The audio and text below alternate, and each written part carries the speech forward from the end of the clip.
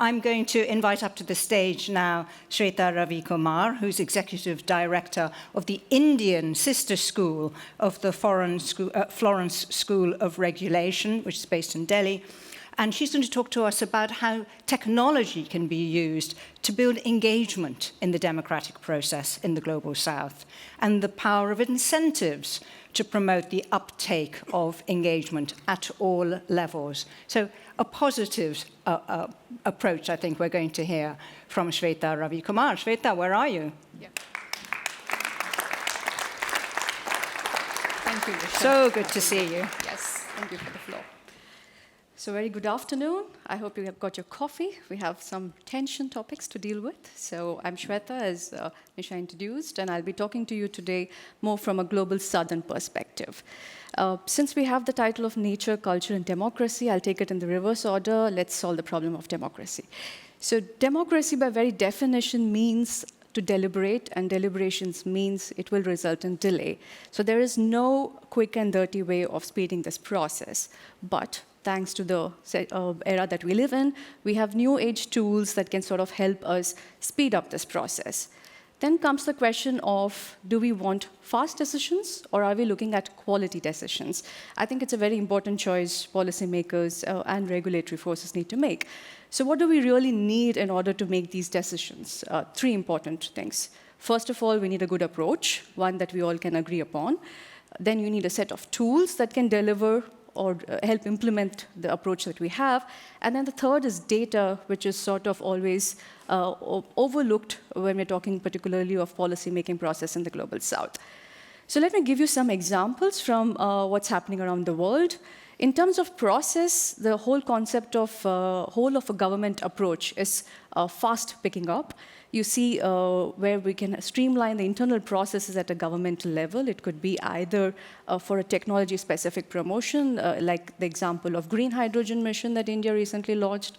It's about 11 different ministerial arms coming together to be able to come up with a more holistic policy. Or it could be something like how the European Commission does, which is more at a larger level, looking at all of the SDG goals.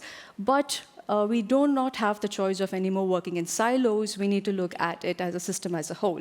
And this needs to be sort of imbibed into all of us. We don't have the luxury of working in our own cocoons anymore. Then talking about the tools, I think I would love to emphasize on the nexus benefits that we have. Energy, luckily, gets to interact with almost every other sector that we have. And today, the mobile revolution is changing the way we look at delivering these solutions.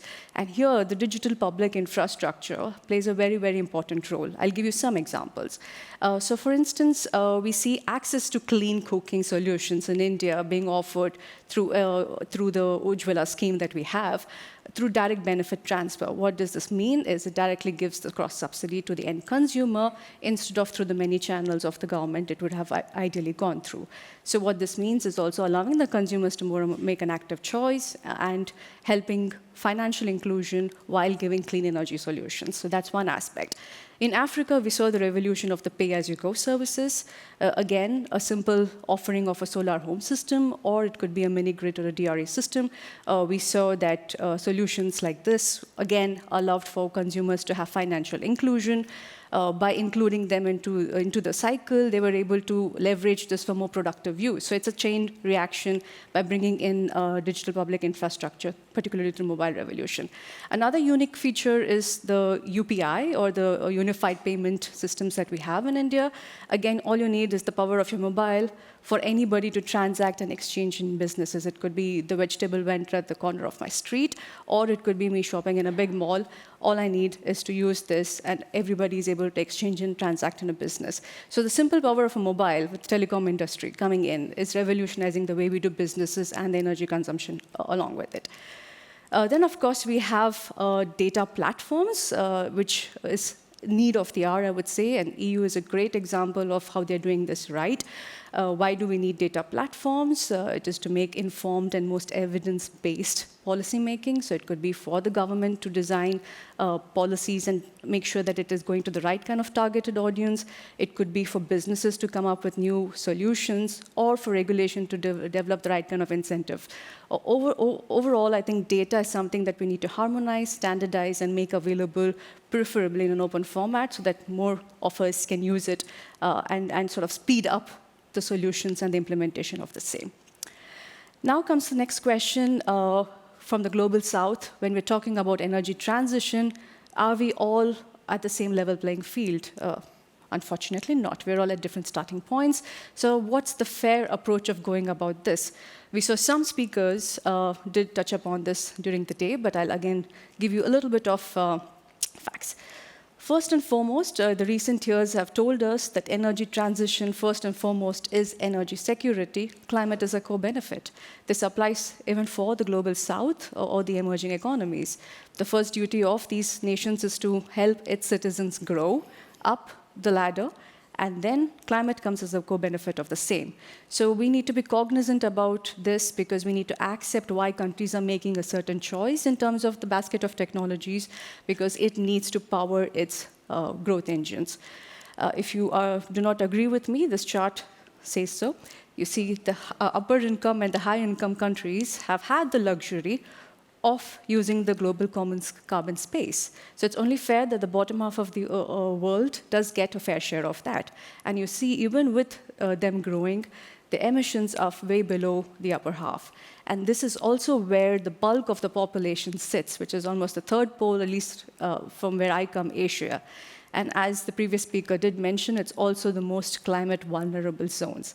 So we really need to factor this in and sort of come together to deliver our solutions. And this is where I have an ask of everybody sitting here in this room. We need much more stronger global north and south coordination. What does this really mean? It's not about just sort of passing on solutions. It's actually sort of putting the money where our mouth is, in some sense. We have not seen real evidence of delinking energy from growth. We see that in some of the European countries. But again, let me remind you, it's all high-income countries that were able to do it. We have seen no evidence of this in emerging or lower-income countries being able to grow without the energy backing it. So the reason why we need to act together is because it's a collective burden. We need to be cognizant about our past to be able to go into the future. We cannot do it you versus me. It needs to be us in this aspect. Then coming to the last one, it's nature and culture and energy transition. So I'll go about it a little differently. Let's talk about the nature of people and institutions that do collaborate.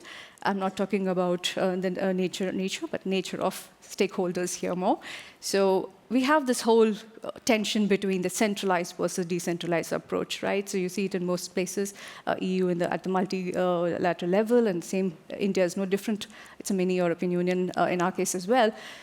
It's not a question of either or. Solutions need to come both ways. Top-down takes a little bit more time, but bottom-up, probably things might work quicker.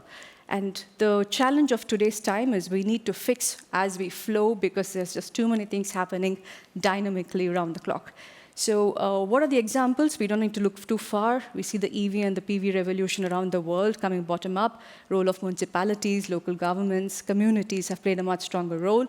So I think this mindset needs to be inculcated through all end use and anywhere that we are able to consume energy.